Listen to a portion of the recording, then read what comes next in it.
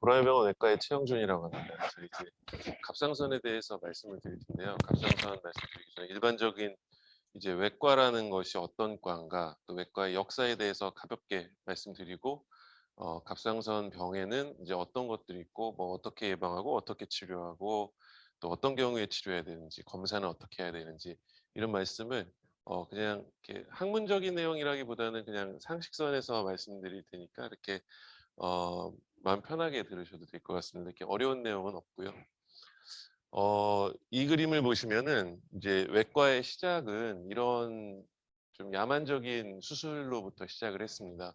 그래서 환자를 보면은 이렇게 누워 있고 막 무서워서 도망가려고 하고 사람들이 이렇게 붙잡고 있고 저 상태에서 수술을 하는 건데요. 보시면은 이 옆에 있는 사람 지금 담배 피고 있죠. 그래서 그렇게 하고 있고 또 뒤를 보면 이렇게 구경꾼들이 이렇게 있습니다. 이게 극장 같은 데에서 예전에는 어떤 서커스나 쇼 같은 거였어요. 그래서 수술을 한다고 하면 이렇게 사람들이 다 붙잡고 이제 준비가 다 되면 이제 소개받으면 외과 의사가 나서서 수술을 하는데 저렇게 생긴 외과 의사들이 주로 옵니다. 그러니까 주로 유능한 외과 의사는 키가 크고 막 등치가 크고 힘이 셌어야 됐어요. 왜냐하면 마취가 없기 때문에 어떤 수술이든 빨리 끝내는 것이 이제 성공률을 높일 수 있는 거였는데 그렇다고 해도 성공률이 높지는 않았습니다. 이 수술은 이제 굉장히 유명한 수술인데 1847년입니다. 이거 굉장히 옛날이죠. 이제 우리 조선 시대로 말하면 뭐 정말 발전 낙후된 시절인데 이때 이제 외과 수술의 시작은 이제 영국에서부터 시작됐는데 저 리스턴이라는 사람이 유명했는데 입은 거 보면 앞치마 같은 걸 하고 있죠. 저게 이제 다 가죽으로 된 겁니다. 그러니까 이제 도살장에서 쓰는 그런 가죽 옷에 칼도 자기가 좋은 칼들, 그런 도축할 때 쓰는 칼 같은 거를 가지고 저렇게 이제 시범을 보이면 수술하는데 밑에 써 있는 내용은 뭐냐면 다리 한쪽을 남자를 자르는데 2.5분이 걸렸다 그래요. 그러니까 2분 30초 만에 한 다리를 다 자르고 뼈까지 자르고 혈관까지 다 묶는데 그러니까 칼 몇 번이면 다리가 잘려 나가야 되는 수술이었고요. 그러다 보니까 너무 급하게 하다 보니까 하다가 옆에 조수를 손을 이렇게 베가지고 그 조수는 손가락이 썩어가지고 죽고 그 모습을 보던 어떤 환자는 또 구경꾼은 놀래서 쇼크로 죽고 환자는 다리 자른 환자는 감염으로 죽고 수술 한 번에 3명이 죽은 그러니까 사망률 3짜리 수술이 300%짜리 수술이 이렇게 있을 정도로 굉장히 예전에는 이제 어, 현대화되지 못한 시대가 있었습니다.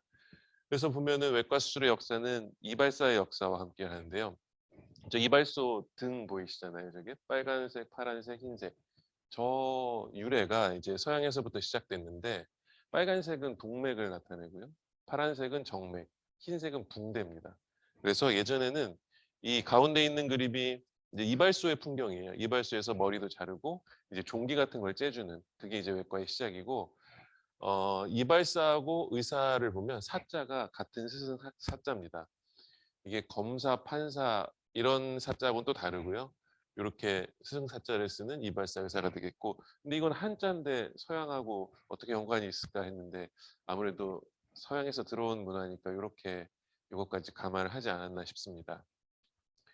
그러다가 이제 1846년도에 처음으로 이제 마취가 개발이 되는데요. 미국에서 개발이 됐고 47년도에 클로로포름이라는 좋은 마취약이 개발됐고 마취법이 발견이 되면 사망률이 줄어야 될 것 같은데 이제 사망률이 급격히 올라갑니다. 왜냐하면 좀 더 편하게 수술을 할 수 있으니까 푹 재우고 뭐 편하게 수술하다 보니까 이제 감염에 대한 개념은 그때도 여전히 없었기 때문에 많이 한 만큼 사망률이 증가하게 됐죠. 심지어는 의대생들조차 사망률이 높았습니다. 이제 수술에 참여하고 이러다 보면 감염에 노출될 위험이 많기 때문에 의사가 된다는 건 이제 목숨 걸고 하는 거나 마찬가지였어요. 1800년도에는 한 병원에서 의대생이 41명이 죽었습니다. 그래서 의과대학 입학하면 이런 말이 있다고 합니다. 여러분들 모두에게 신의 도움이 있기를. 여러분이 어찌 될지 누가 알겠습니까? 이럴 정도로 굉장한 리스크가 따르는 직업이었고요. 그러다가 사망률이 급격히 줄게 된 게 있는데 1865년도에 리스터라는 사람이 이제 수술 소독법을 개발하면서 사망률이 오른쪽처럼 급격히 줄어드는데 오른쪽에 저 그림은 이제 외과의 역사에서 가장 중요한 그림 중에 하나인데 이게 뭐냐면 이 빨간색 그림으로부터 쭉 떨어지기 시작하는데 이게 손을 씻기 시작한 겁니다. 이 사망률이 뭐냐면 산모의 사망률입니다. 아기를 낳고 산모들이 굉장히 많이 죽었는데 어느 날부턴가 저렇게 줄어들게 된 거는 어떤 사람이 이제 그때 당시 애를 받을 때 맨손으로 받았어요. 맨손으로 받고 또 옆방 가서 또 맨손으로 받고.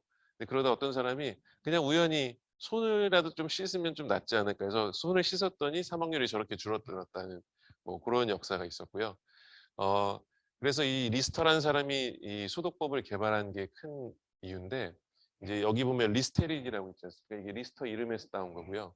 존슨앤존슨이라는 이제 뭐 여러 화장품 만드는 회사 있잖아요. 화장품 만드는데 사실 저게 의료 기업입니다. 굉장히 많은 약하고 의료기구를 만드는데 존슨이라는 형제가 존슨과 존슨이 이제 수술하는 거를 보고 꼬매는 실 같은 거를 좀 소독해 가지고 만들면 감염률이 줄겠다 해서 그 시작이 저렇게 됐고요.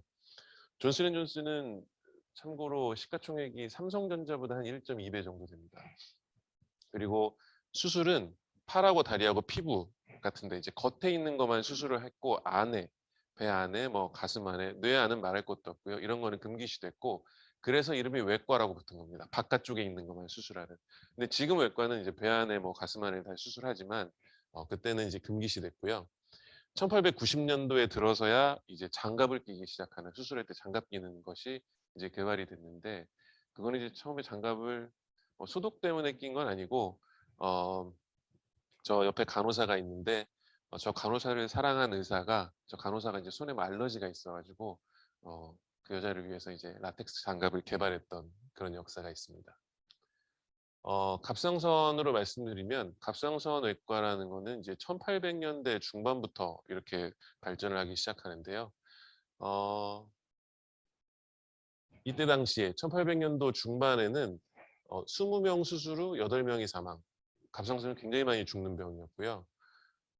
그다음에 이제 스위스 사람인데 이분은 이제 1800년대 후반에 활동하는 분인데 갑상선을 지금 생각해도 엄청난 양인데 5천 건을 수술해서 사망률을 0.5%로 줄인 대단히 유명한 이제 코커라는 의사인데 이 사람이 어 이제 노벨상까지 탈 정도로 그렇게 유명하게 됐습니다. 이 사람 이제 스위스 사람이고 스위스의 베른이라는 데 있었는데 이제 스위스가 갑상선 수술의 이제 전 세계적인 수도가 된 거죠. 그리고 이제 미국으로 건너가서 요즘에 메이오 클리닉이라는 굉장히 유명한 병원이 있는데 메이오 클리닉을 만든 사람도 이제 갑상선 수술을 했던 분이 되겠고요. 갑상선이라는 거는 이 말 자체 뜻이 방패 모양의 선이라는 거는 이제 어떤 샘을 말합니다. 어떤 물질을 내뿜는 그런 온천 같은 그런 거가 되겠고요. 방패 모양은 사실 저렇게 생겨 있는데 어, 실제 갑상선은 남자로 따지면 이 목젖 아래에 저런 모양으로 있습니다. 방패 모양하고는 조금 다른데 왜 갑상선이라는 이름이 붙었냐면 갑상선이 실제 나비 모양이지만 이 목젖 자체가 방패 모양으로 생겨서 이 만져지는 거를 갑상연골이라고 부릅니다. 이거는 이제 방패 모양인데요. 그래서 갑상연골 근처에 있어서 갑상선이라고 이렇게 이름을 붙였고 되게 이제 갑상선이 어디 있는지 환자분들한테 한번 짐작을 해보시라고 하면 목전 이쯤 이렇게 얘기를 하시는데 그보다 한참 아래 그러니까 이 쇄골 사이에 움푹 파여 있는데 그쯤에 있습니다. 갑상선은. 그래서 나비 모양으로 이렇게 있게 되고요. 갑상선이 하는 일은 이제 내분비 기관이라고 하는데요. 내분비 기관은 외분비의 반대입니다. 내분비는 몸 안으로, 그러니까 피 안으로 어떤 물질을, 호르몬을 내보내는 역할을 하는데 갑상선 호르몬은 이제 주로 요오드에서 합성이 되고 요오드는 이제 바다와 관련된 그런 식품들에서 많습니다. 뭐 미역, 다시마, 생선, 우유 이런 데에 다 많이 있고요. 그래서 그런 거를 충분히 먹으면 갑상선 호르몬을 잘 만들게 되고 이것들이 절대적으로 부족하면 갑상선 호르몬이 안 만들어져서 갑상선 기능이 떨어지게 됩니다. 그렇지만 이제 걱정하실 필요 없는 게 우리나라에서는 기본적으로 바다와 관련된 음식이 굉장히 많습니다. 왜냐면 소금 같은 것도 저런 요오드가 풍부하고요. 뭐 국 같은 데 드실 때 해조류 같은 거 많이 뭐 미역국 이런 거 많고 하기 때문에 젓갈 이런 게 있어서 요오드가 부족한 사람은 사실 우리나라에는 거의 없다고 보시면 되겠고요. 갑상선은 우리 몸에 이제 보일러나 차의 엔진 같은 에너지를 내는 역할을 하게 됩니다. 그래서 갑상선 호르몬이 많이 나오면 우리 몸에 보일러가 엄청 많이 타서 그런 상태가 되고, 호르몬이 적으면 보일러가 꺼진 그런 상태가 됩니다. 그래서 항진증이 되면, 그러니까 호르몬이 많으면 이제 몸이 덥고 땀이 많이 나고 이제 살이 쭉쭉 빠지고 심장이 빨리빨리 뛰고 두근거리고 그런 증상이 나타나고, 반대로 갑상선 기능이 떨어지면 보일러가 꺼지니까 춥고 동작이 느려지고 이제 살이 찌고 그런 현상이 나타나게 됩니다. 그래서 갑상선 질환은 크게 방금 말씀드린 것 같이 기능이 올라가고 내려가고 하는 기능 이상 질환이 있고요. 그거와 별개로 기능은 괜찮은데 혹이 있어서 이 혹이 암이 되는 그 두 가지로 나뉘게 되는데요. 먼저 기능 이상을 말씀드리면, 저하증은 말씀드린 것처럼 기능이 떨어졌을 때, 네, 갑상선 염증이 생겨서 다 망가지거나 아니면 요오드가 너무 적거나 너무 많으면 이것도 망가지게 되거든요. 그리고 또 수술로 이걸 떼버렸을 때는 저하증이 생길 수가 있습니다. 그러면 이 그림에서 보는 것 같이 보일러가 꺼진 증상들이 나타나게 되고요. 외모는 이제 이런 외모가 되겠네요. 푸석푸석하고 뭔가 에너지가 없는 상태가 되게 되고요. 이 사람은 보면은 목에 이제 혹이 크지 않습니까? 이게 갑상선 호르몬이 없는 지역에 사는 사람들은 얘가 요오드가 들어와야 일을 해서 호르몬을 만드는데, 요오드가 안 들어오면 일을 하려고 스스로 막 커집니다. 그 보상하려고. 이분은 외모로 봐서는 아마 이 남미 가운데 사는 분이나 미국 아메리칸 인디언이나 이런 분이신데, 그러니까 내륙에 있으니까 해산물을 접할 기회가 없어서 요오드가 적고 갑상선이 커져서 저렇게 혹이 생기는 경우가 되겠고요. 이게 미국 아메리칸 인디언인데 이런 그림이 있습니다. 엄청난 갑상선 혹이 있고요. 이게 우리가 어렸을 때 보는 이제 혹부리 영감에 나오는 혹이 의학적으로는 갑상선 혹이 되겠습니다. 그래서 혹부리 영감을 검색을 해봤어요. 해봤더니 저런 그림이 있는데 모양이 얼굴이 비슷하고 뒷배경이 저는 사실 좀 더 놀라웠습니다. 이게 뒷배경이 굳이 산들이 있죠. 그러니까 저기 내륙 지방에서 살았던 아마 그런 해산물을 접하지 못했던 분이 아니었나 그런 생각이 듭니다. 그리고 아까 노벨상을 탔다는 분이 이제 스위스 사람이라고 그러고 말씀드렸는데, 스위스 위치를 보면 바다하고 다 멀죠. 그래서 저기도 해산물이 없어서 갑상선의 역사는 저 스위스하고 독일 이쪽, 파리 쪽 이쪽까지 바다하고 먼 쪽에서 주로 저렇게 발전을 하기 시작했습니다. 그래서 기능이 저하증이 되는 거는 이제 언제 진단하냐면, 내가 다운됐다고 느끼거나 뭐 살이 많이 쪘다거나 그렇게 느꼈을 때 이제 검사를 하는데, 피 검사 한 번만 해보시면 되고요. 피 검사는 이제 동네 의원을 가도 동네 의원에서 직접 피 검사를 돌리는 게 아니라 거기서 이제 피 검사는 기관으로 보냅니다. 그러니까 큰 병원 가서 검사하실 필요도 없고 작은 병원 어느 병원에서나 한 번쯤 해보실 수 있고, 건강검진 항목에 대개는 들어가 있으니까 그 항목에 있는지 확인하셔서 없으면 뭐 한 번쯤 체크해 보시는 게 좋겠고, 한 번 체크해서 괜찮은 결과가 있으면 보통 한 2, 3년은 안 하셔도 되고요. 좀 뭐 간당간당하다 하면 1년에 한 번 정도 충분할 것 같습니다. 그럼 이제 기능이 떨어져 있다고 만약에 진단을 받으면 치료는 어떻게 하냐면, 이제 없는 거를 먹으면 되죠. 근데 그 약이 충분히 싸고 쉽게 구할 수 있고 부작용이 없으면 이제 굉장히 좋은 치료가 되겠는데, 다행히도 이 모든 걸 만족하는 약들이 잘 나와 있어서 그러니까 하루에 하나를 먹게 되는데 한 알에 뭐 10원 단위입니다. 그러니까 100원도 안 하는 가격이어서 굉장히 저렴하게 먹을 수가 있고요. 그 예를 보면, 지금 이 얼굴을 보면 아까 말씀드린 보일러가 꺼져 약간 푸석한 느낌이 있긴 하죠. 근데 그렇다고 이런 얼굴을 그냥 봤을 때 병이 있겠거니 생각하기에는 그렇게 나쁜 얼굴은 아닌데, 이분이 이제 자기 블로그에 이런 글을 썼더라고요. 그래서 이분이 이제 치료를 받기 시작을 했죠. 치료를 받아서 5년이 지났는데 저런 얼굴로 변했어요. 그러니까 네, 네. 이게 네, 네. 그러니까 원래 이런 분이었는데 기능 저하증이 있는 분들은 되게 이게 떨어지기 때문에 표정 자체도 약간 많이 안 좋으세요. 근데 지금 표정을 뵈면 아니실 것 같아요. 아, 네. 아, 네. 그럼 그때 한 피 검사 해보시면 좋을 것 같고요. 그래서 아까 그분이 또 다른 사진을 올렸는데 이게 이제 29세 때였대요. 근데 이제 13년 뒤가 이렇게 29대 42세인데 42세가 더 낫죠. 예. 그래서 여기 블로그 주소가 있는데 저기서 얻은 사진이고 실제 많은 환자들이 저런 상태가 있습니다. 그래서 머릿결이나 피부 톤이나 이런 것들을 한번 체크해 보실 필요가 있겠고요. 반대로 항진증은요. 기능이 너무 높은 거예요. 그래서 항진증 환자는 굉장히 많습니다. 우리나라에서. 저하증은 눈에 띄지 않기 때문에 이제 오픈이 잘 안 되는데 항진증은 눈에 많이 띄어서 언론에도 많이 나오고 하는데요. 이렇게 호르몬이 뭔가에 의해서 자가 면역 질환이라고 하는데 어쨌든 어떠한 이유로 고칠 수 없는 이유로 호르몬이 많이 나오게 되는 병이 되겠는데요. 이런 증상이 있게 되고 어, 더위를 많이 타고 보일러가 크니까 살이 많이 빠지게 되고 손발이 떨리고 성격도 변해서 막 화가 잘 나요. 그리고 눈이 튀어나오게 되는데 이런 얼굴이 되게 돼요. 그래서 보면 이게 이제 이게 저게 2000년대 초반에 나온 교과서에 있는데 이런 분이 있으면 목이 지금 부어 있죠. 항진증이면 목이 붓고요. 눈 튀어나와 있죠. 그래서 대개 보면은 일반 사람들은 검은 동자 주변으로 사배간이 되는 경우가 없습니다. 그러니까 흰자가 네 부분이 다 보이는 일이 잘 없거든요. 근데 이분은 이제 왼쪽 눈 같은 경우에는 흰자 네 군데가 다 보일 정도인데, 근데 이분이 치료를 안 했어요. 여기서. 그래가지고 이게 더 나빠지게 됐는데 이렇게 돼요. 사실 얼굴이 다르죠. 얼굴이 다르고 목은 더 커지고 일단 성격 자체가 굉장히 나빠 보일 것 같은 얼굴이 되죠.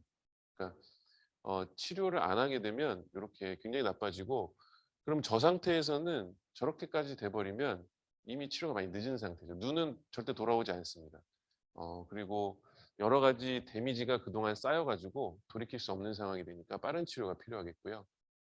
눈이 튀어나오는 거는 사실 눈 알 자체가 커질 수는 없죠. 그래서 왜 튀어나오냐면 눈 뒤쪽에 있는 근육들이나 지방들이 막 두꺼워져 가지고 눈을 앞으로 이렇게 미는 거예요. 그래가지고 눈이 튀어나온 그런 느낌이 있고요. 그래서 이제 연예인들도 이런 게 있어요. 뭐 서유리 씨도 이렇게 됐다 그러고 또 이연걸도 얼굴이 좀 많이 변했죠. 이게 저렇게 유명한 사람이고 치료를 잘 해도 이게 재발을 하도 잘하기 때문에 저렇게 나빠지기도 합니다. 진단은 마찬가지로 피 검사 한 번만 하면 바로 알 수 있고요. 진단이 빠르면 치료는 뭐 굉장히 쉽게 아무 부작용 없이 할 수 있어서 한 번쯤은 아까 저하증 진단하고 같은 검사입니다. 그러니까 피 검사 한번 갑상선 검사해 주세요 하면 끝나는 얘기가 되겠고요. 치료는 아까 저하증이면 올리는 약을 먹으면 되는데 항진증은 내리는 약을 먹어야 되는데 싸고 부작용 없고 편하게 먹을 수 있는 약이 없어요. 내리긴 하는데 있는 거를 없애기가 쉽지가 않고 그래서 재발이 굉장히 많고 20년, 30년 약물 치료하는 분들도 있고 이제 약물 치료가 3분의 1은 성공하는데 3분의 1은 실패를 합니다. 그래서 실패하는 경우에는 아예 이거를 다 없애버려서 없애면 이제 저하증이 되겠죠. 저하증을 올리는 방식으로 바꾸는 수술을 하게 됩니다. 그래서 굉장히 많은 환자들이 수술을 하게 되고요. 그다음에 이제 방금 말씀드린 올라간 내려간 이 기능 저하 말고 이제 암에 대해서 말씀을 드릴 텐데요. 보통 결절이라는 얘기도 많이 하고 혹이라는 얘기도 많이 하고 종양이라는 얘기도 하고 이게 막 용어가 막 헷갈리잖아요. 근데 그 저 세 개는 다 같은 말이에요. 그러니까 덩어리가 있다는 말을 결절, 혹, 종양이라고 하고 저 말들에는 어떤 가치 판단이 없습니다. 그러니까 암이다, 아니다 이런 뜻은 없고요. 저기 앞에 뭔가 붙어야 돼요. 악성 결절하면은 암이고 악성 혹, 악성 종양 이런 게 붙어야 암이고요. 좋은 거는 이제 양성입니다. 음성 양성의 양성이 아니라 이제 좋을 양자인데 양성 결절, 양성 혹, 양성 종양하면 양성 종양하면 뭐 느낌은 뭐세 보이지만 아무것도 아닌 거. 그래서 양성이 붙으면 되게 좋은 거, 악성이 붙으면 암 이렇게 이해하시면 되겠고요. 그래서 결절이 있다고 들었다라고 하면 그 자체로 심각하실 필요는 없고요. 그냥 뭐 뭔가 혹이 있다는 정도만 이해하시면 되겠고 갑상선 결절은 5명에 1명이 있습니다. 그러니까 굉장히 많은 분들이 있고요. 이제 초음파로 보지 않으면 만져서는 알 수가 없습니다. 왜냐하면 어디 있는지조차 모르고 전문가들이 만져도 한 1.5cm 넘어가지 않으면 잘 갑상선 전공하는 의사가 만져도 잘 모르기 때문에 이제 초음파로 진단을 하게 되고요. 초음파는 주로 이제 전문 병원이 아니더라도 유방하는 병원이나 할지 산부인과, 또 내과 이런 데 애지간하면 초음파가 있어서 한 번쯤 쉽게 있나 없나 정도는 검사를 뭐 한 저렴한 가격 한 3-4만 원 이내에 하실 수가 있습니다. 그래서 혹이 있다 그러면 어떻게 하냐면 저 초음파로 보면서 혹에다가 바늘을 찔러서 세포를 빨아냅니다. 그래서 빨아내면 이제 조금밖에 안 나오겠죠. 그 세포를 이제 현미경으로 봐서 판단을 하게 되고요. 그렇게 해서 이제 암 진단을 하게 되는데 암 진단은 1980년대부터 꾸준히 증가를 하고 있어요.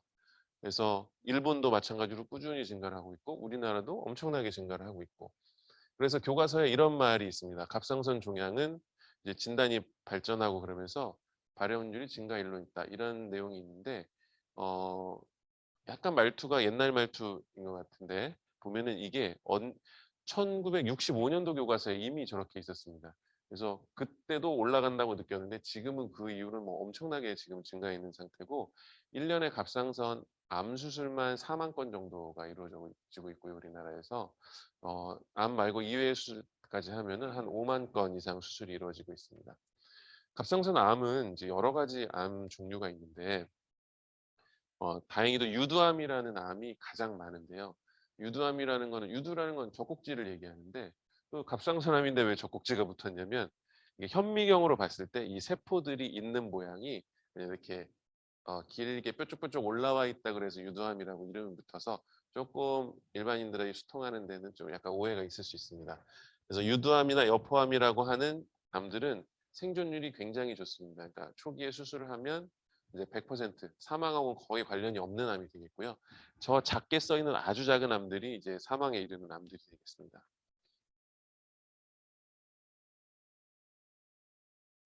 그래서 유두암은 천천히 자라서 거북이암이라고 이렇게 하고요. 갑상선암의 원인들은 이런 것들을 이제 환자분들이 많이 물어보세요. 근데 어, 암 수술하고 나서 저런 걸 먹으면 안 되냐, 저런 걸 많이 먹어서 그러냐, 혹은 적게 먹어서 그러냐 하시는데 저건 전혀 관계가 없습니다. 그리고 가족력, 우리 엄마가 있었는데 뭐 나 있는 거 아니냐, 이것도 관계가 없고요. 근데 어떻게 보면 한 가정에 어머니, 뭐 딸, 형제 있는 경우도 있는데 이거는 워낙에 흔하다 보니까 우연히 확률상 그렇게 된 거지 유전적으로 내려가는 거는 이제 굉장히 드물고요. 흡연, 음주 관계없고요.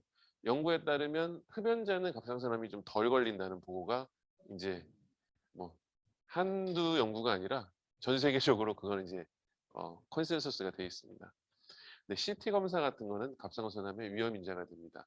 이게 무슨 얘기냐면 CT 검사 자체라기보다는 CT를 하면 이제 방사능을 쪼이기 때문에 검진에 일반적으로 CT가 안 들어가 있는 이유가 방사능 검진한다고 방사능을 쪼이기 때문에 그래요. 이제 폐암 검진할 때 CT 찍어 보셨는지 모르겠지만 그 CT는 저설량 PET-CT라는 말이 붙어 있습니다. 그게 저설량, 그러니까 방사능을 적게 하는 CT를 찍게 되거든요. 그래서 후쿠시마나 뭐 이런 체르노빌 이런 원전 사태가 있었던 주변은 방사능이 엄청나게 있기 때문에 그 주변에 지역의 갑상선암 발생률이 뭐 어마어마하게 증가를 했고요. 지금도 후쿠시마 계속 쌓여가고 있고요. 그래서 CT 검사는 불필요한 건 하지 말라고 하고 검진에 페트 검사 들어보셨나요? 페트 검사는 그게 뭐 암 검사한다고 해서 한 번 찍는데 한 100만 원 정도 하는데 굉장히 비싼 검사고 근데 페트 검사는 저 CT 검사 하는 거에 한 30배 정도 방사능이 많거든요. 그래서 의사들은 환자가 펫 검사를 하고 오면 그날 그 환자를 안 볼라 그래요. 이게 와가지고 영향이 있을 정도이기 때문에. 그래서 펫은 검진에서 굳이 하실 필요는 없고 뭔가가 문제가 있다고 권유를 받을 때 하시는 거고 펫이 도움이 될 경우에는 펫을 보험을 해줍니다 나라에서. 그래서 이게 10만 원이면 할 수 있는데 100만 원을 내고 다 하라는 거는 필요 없는데 네 돈 그럼 네 돈 다 내고 해라 이런 뜻이거든요. 그래서 굳이 100만 원 내고 하실 필요는 없는 검사가 되겠습니다. 갑상선암 수술은 암이 크면 한쪽에 있어도 양쪽을 다 없애야 되고요. 작으면 갑상선 양쪽 중에 한쪽에 있으면 한쪽만 떼도 되죠. 그래서 한쪽만 떼게 되면 남은 반이 일을 잘하면 이제 약 안 드시고 지낼 수 있는 거가 되겠고요. 1cm보다 작은 너무 작은 암들은 수술 안 하고 좀 지켜볼 수도 있습니다. 그래서 얼마 전에 10월에 이제 저도 여기 있습니다만 중앙일보에서 이런 세미나를 해가지고 우리나라 갑상선암이 이제 과잉 진단도 많고 너무 수술을 많이 하니까 안 해도 된다라는 거를 이렇게 좀 홍보하려고 그런 어, 이벤트가 있었는데요. 여기 보시면 20세 이상 그리고 주변에 림프절이라는 건 이제 우리 임파선이라고 하는 암이 퍼져나가는 경로인데 턱 밑에 막 감기 걸리면 만져지거나 목에 만져지거나 사타구니에 만져지는 그런 게 이제 암이 가는 경로입니다. 그래서 림프절 전이가 없고 주변으로 이렇게 퍼지지 않으면은 6개월이나 1년에 한 번씩 초음파를 보면서 크기 변화만 봐도 이게 사망으로 가는 일은 이제 없다는 것이 이제 그 근거가 되겠고요. 1990년도부터 쭉 해오고 있는 연구라서 좀 안전하다고 볼 수가 있겠습니다. 뭐 어떨 때 지켜볼 수 있냐면 이제 갑상선 초음파 사진인데 그렇게 좀 어렵다면 어렵지만 많이 어렵진 않습니다. 이게 이 가운데가 목구멍이 있고요. 이제 갑상선은 이렇게 노랗게 쌓인 껍데기가 있고 이렇게 가운데 이렇게 혹이 있는데 저 껍데기 안에 혹이 잘 들어가 있으면 좀 시간 지나서 지켜봐도 수술 없이 볼 수 있는 거가 되겠고요. 오른쪽 그림도 노란색 껍데기 안에 혹이 잘 들어있죠. 이런 걸 볼 수 있는데 이런 거 이제 기도가 오다가 여기 끊기고 기도를 이제 이 혹이 이렇게 들어가 있는 모습일 때는 수술을 바로 해야 되겠고 오른쪽 그림처럼 이제 갑상선 기도가 있고 껍데기가 있는데 껍데기를 뚫고 나가는 저런 혹이 있을 때는 크기가 작아도 이제 수술을 권하게 되죠. 그럼 갑상선 수술을 할 때 장점과 단점은 수술을 빨리 해버리면 완전히 치료할 수 있고 환자 불안감도 없고 작을 때 하니까 한쪽만 없애면 나머지 한쪽 가지고 잘 지낼 수 있는데 단점은 이제 흉터가 남게 되고 수술하고 나면 이제 성대마비가 생길 수 있습니다. 이제 목소리로 가는 신경이 이 가슴 쪽에서부터 올라와서 이 후두를 자극해서 이제 성대를 이렇게 움직이는 신경이 있는데요. 이 노란 고무줄의 한 반 정도 두께밖에 안 되는 거여서 갑상선 수술하다 그걸 다치는 경우가 있습니다. 그럼 이제 목소리가 쉬게 되는데 이제 굉장히 안 좋은 목소리가 나게 되죠.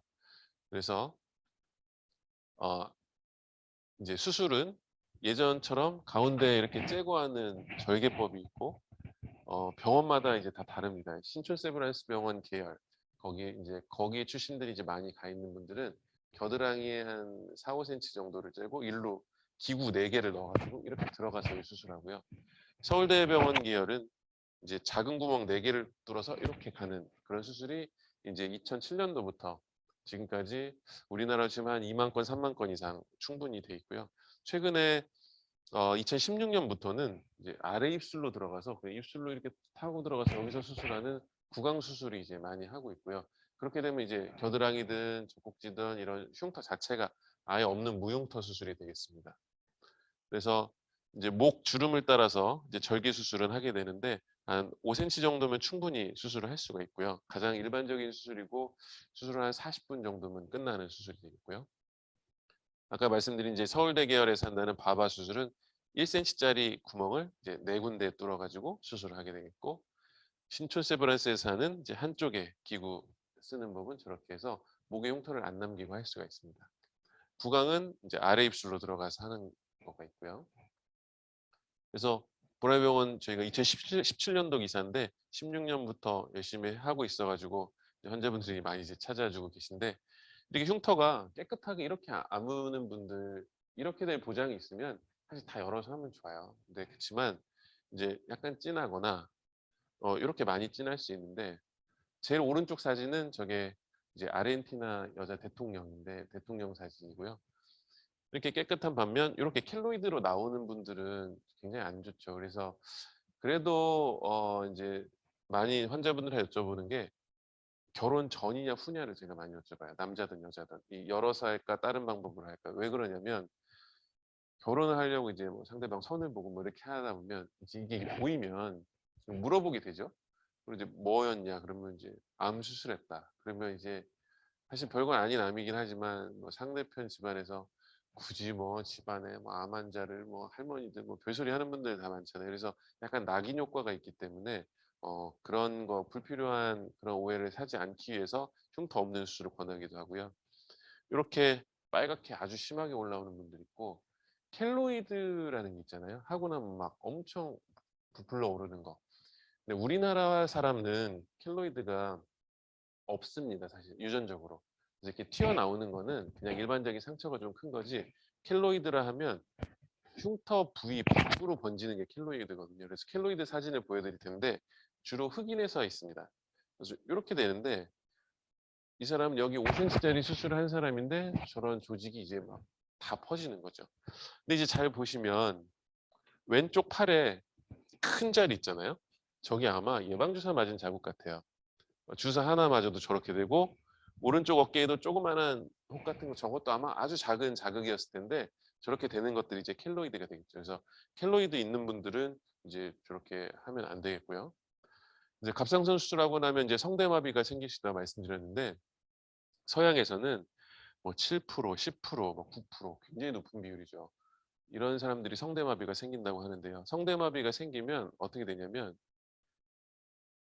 원래 양쪽 성대를 이제 안에다가 내시경을 넣어서 보면 이게 균등하게 이렇게 잘 움직여야 돼요. 그래서 이렇게 아 소리가 떨림이 나는데 이제 성대마비가 있으면 오른쪽 게 지금 안 움직이잖아요.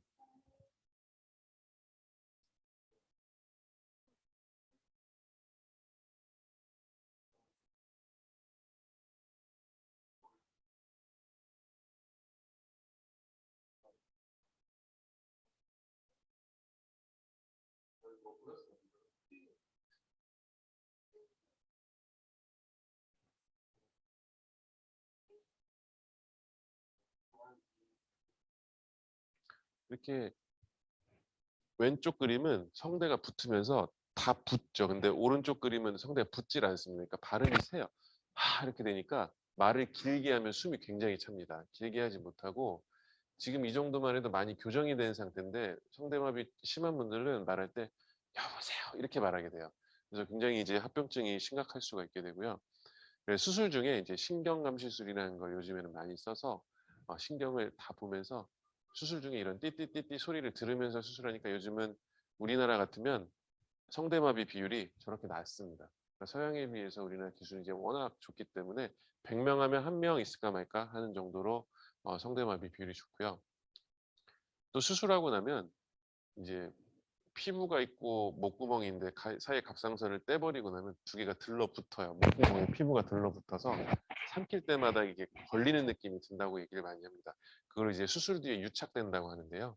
이렇게 유착되면 흉터가 좀 굉장히 보기 싫게 돼요. 저렇게 되면 저걸 다시 고칠 수 있는 방법이 없습니다.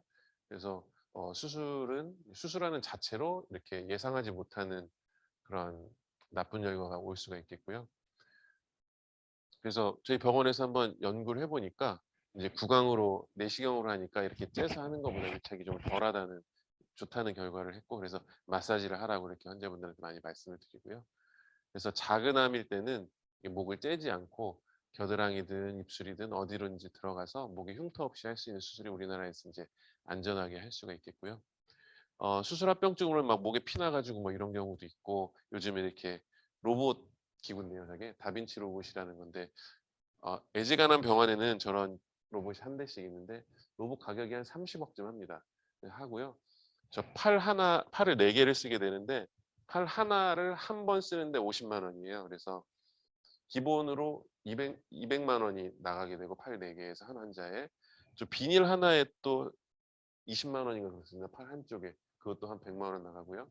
또 유지비가 1년에 또 뭐 한 1억 5천만 원쯤 들고 애프터 서비스 비용 같은 게 있어서 어, 보통 병원들은 로봇 수술 한 건에 800만 원에서 1000만 원 정도가 이제 환자한테 청구되는데 우리나라 또 특이하게도 실비보험이 우리나라 전체 인구의 한 90%가 있잖아요. 뭐 그렇게 해서 되게 실비보험에서 커버를 해주니까 로봇 수술 이제 많이 하게 되겠고요. 로봇 수술이라고 하면 로봇이 알아서 수술하는 게 아니라 의사가 이렇게 기구에서 앉아서 로봇을 보면서 화면을 보면서 조정을 하는 게 되겠고요. 수술 영상을 한번 좀 보여드릴게요. 이게 거의 끝인데요. 이렇게 이런 소리를 들어가면서 목을 열고 하는 수술이 되겠고요. 지금 잡고 있는 빨간색 저게 갑상선이 되겠고요. 이게 신경을 하나하나 이제 요즘에 다 확인하면서 하기 때문에 신경 발생률은 이제 거의 없습니다. 그리고 이제 구강 수술을 이제 좀 약간 좀 징그러울 수 있어요. 근데 이제 입술을 잘 닦고 이제 아래 입술을 이제 안 보셔도 되겠어요. 아래 입술을 째고 이제 여기다 이제 관을 넣어가지고 카메라를 넣어가지고 수술을 하는 건데요.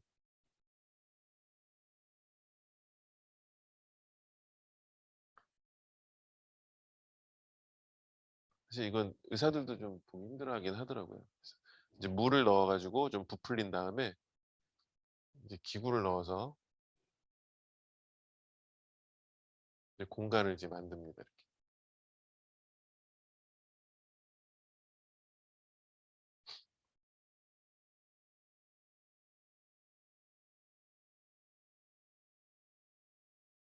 그럼 저런 기구로 이제 터널을 또 만들고요.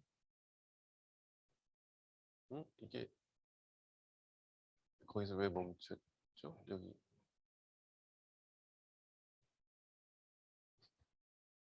멈춰 있네. 음. 그래서 어쨌든 저렇게 다 뚫고 나서 카메라를 넣으면 이제 안에 저런 공간이 보이고요. 음, 이제 요 안에서 카메라를 보면서 모니터를 보면서 이제 수술을 하는 거가 되겠습니다. 수술할 수 있는 이제 공간을 만들려고 이제 여러 지금 오른쪽에 보이는 기구가 이렇게 딱 하면은 뭐 다 지져지는 기구가 되는데 아까 말씀드린 존슨앤존슨에서 나온 기구예요. 저런 기구도 한 번 일회용 하는데 60만 원쯤 합니다.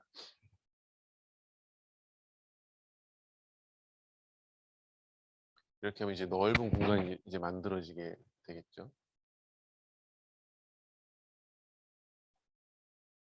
그렇게 하고 이제 갑상선이 저 빨간 게 갑상선인데 갑상선 가운데를 자르고 이제 한쪽을 수술하는 장면이 되겠습니다.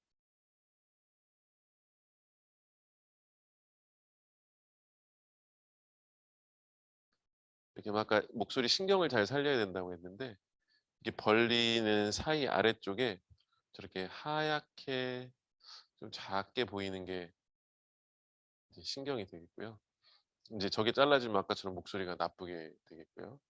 요 옆으로 지나가는 게 신경이 되겠고 오히려 열어서 하는 거는 이제 맨눈으로 보니까 이 멀리서 저 작은 거를 봐야 되는데 카메라가 들어가면 굉장히 크게 보이니까 오히려 조금 더 안전하다고 저희들은 느끼는 면도 있습니다. 그래서 거의 끝인데요. 이제 언제 검사를 해야 되냐면 갑상선 검사는 반드시 할 필요는 없고요. 이제 만져지거나 불편하면 한 번쯤 해보고 그래서 평소에 가끔 한번 만져보고 그래도 걱정되면 초음파 한 번씩 해보면 되겠고요. 갑상선은 이제 우리 몸의 보일러나 엔진이라고 말씀드렸고 기능이 잘못되면 항진이나 저하. 그래서 항진이면 낮추는 약, 저하면 올리는 약을 드시면 되고 뭐 먹는 거하고는 별로 관련이 없고 암은 대개는 진행이 느리니까 조기 발견하면 별 문제 없이 잘 지내실 수 있다라는 내용이 있습니다. 예, 여기까지 발표 마치겠습니다.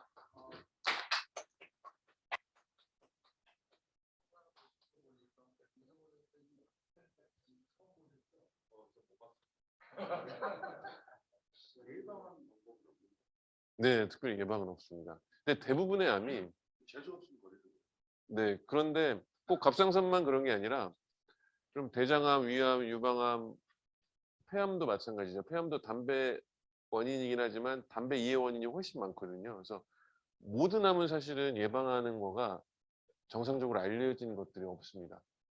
뭘 하면 예방이 된다 이런 게 없고 뭘 하면 걸릴 수 있다 이런 거는 많습니다. 그래도 운동 많이 한다고 운동 많이 하는 사람 안 하는 사람들 쭉 보면 암 발생 비율이 크게 다른 건 또 아니거든요. 근데 이제 운동 많이 하면 좋은 건 이제 심혈관계는 관련이 있죠. 뇌졸중, 심장 마비 이런 거에는 도움이 되겠죠. 근데 암하고는 크게 관련은 없습니다.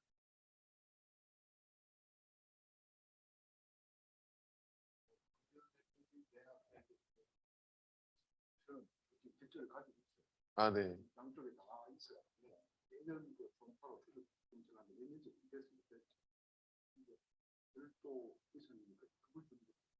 네.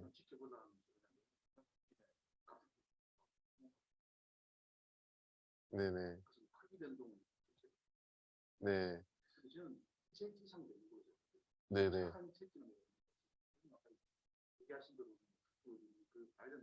아, 그 암일 때 말씀드리는 거고요. 네. 근데 이제 초음파를 보면 어, 초음파만 보고도 아 이건 암이다 아니다 알 수 있는 경우가 많고 대표님 같은 경우는 이제 초음파에서 아 이건 암이 전혀 아니니까 굳이 찌를 필요도 없다라는 거가 되겠고 초음파에서 의심이 되면 이제 바늘로 찔러서 검사를 하는 과정을 가게 되죠.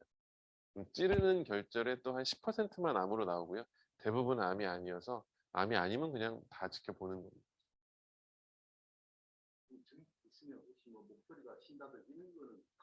네, 그렇지 않습니다.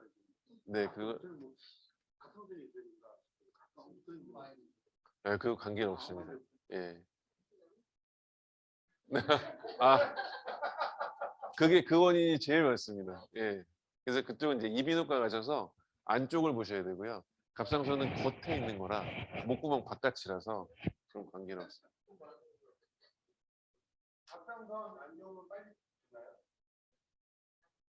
네?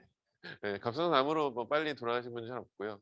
참고로 역류성 식도염은 굉장히 흔한데 역류성 식도염 약이 굉장히 좋거든요, 요즘에. 그래서 되게 6주 정도 드시면 되게 좋고요. 그거보다 더 중요한 거는 이제 드시고 나서 4시간 이내에 눕지 않는 거. 왜냐면 이게 이렇게 서 있으면 역류가 될 일이 없거든요. 근데 누우면 역류가 되는데, 어, 그리고 이제 역류라는 거는 위식도 역류거든요, 정식 이름이. 그러니까 위에서 식도로 역류하는 거죠. 근데 위하고 식도 사이를 원래는 근육이 조이고 있습니다. 그래서 역류를 안 해요. 애기들은 맨날 먹고 자잖아요. 근데 안 그렇거든요. 이게 근육이 좋기 때문에. 젊은 애들은 안 그렇거든요. 근데 나이가 들면서 이게 근육이 약해지고, 근데 근육을 약하게 만드는 원인이 또 커피가 있습니다. 그래서 담배는 또 관계가 없어요. 근데 커피가 결정적으로 안 좋고, 그래서 제일 나쁜 거는 커피 마시고 4시간 안에 눕는 거. 그건 굉장히 나쁘고요. 그래서 이제 커피에는 온갖 카페인이 다 포함되겠죠. 차 종류도 마찬가지고. 그래서 그걸 4시간으로 봅니다. 위가 비어지는 시간을. 그래서 사실 10시에 주무실 거면 6시에는 식사가 끝나 있어야 되는 거죠. 네네네. 그래서 예, 유식도 영양이 좋으니까요. 이게 약을 드시면 또 괜찮고요. 처방전이 필요합니다.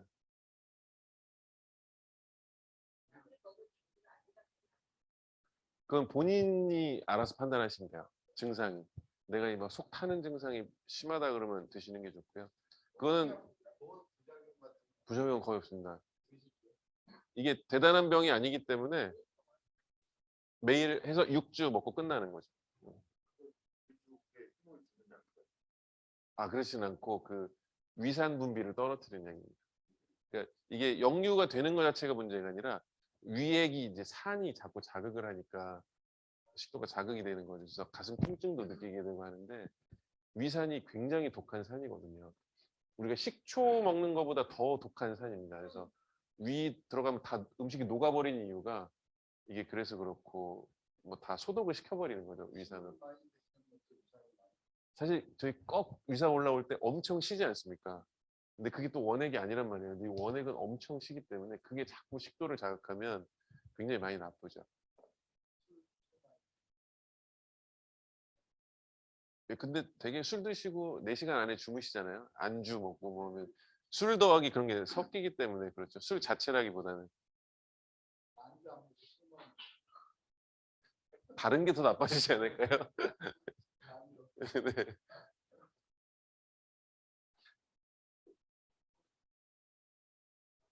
아무래도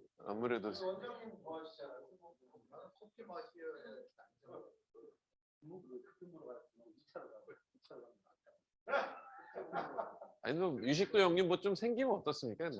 네. 네. 2차 가는 것보단 낫죠, 그래도. 네, 그럼 여기까지 할까요? 네.